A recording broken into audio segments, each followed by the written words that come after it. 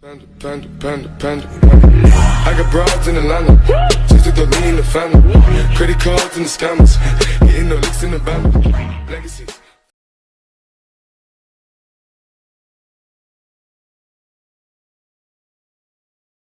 السلام عليكم ورحمة الله وبركاته. شلونكم شباب؟ ان شاء الله بخير.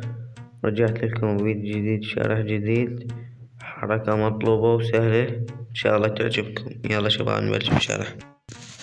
ندوس على الصورة، على التأثيرات، إضافة تأثير، على التشميم والارتواء، ونضيف الطارات المتجانبة.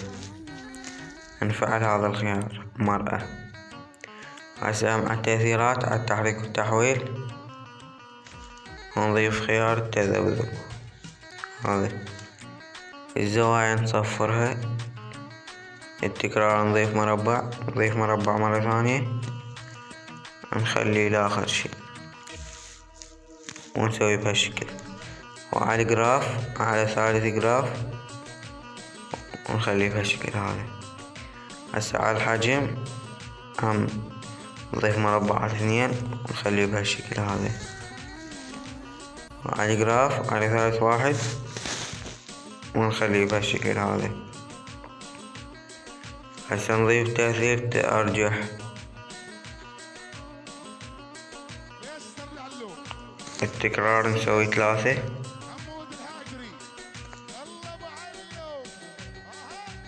سوينا 3. الزوايا نضيف مربع، هسه نخليه 0.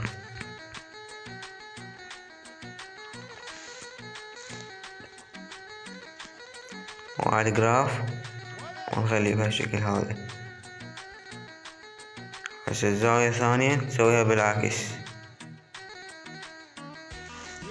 هيك، وهم نخليها 0.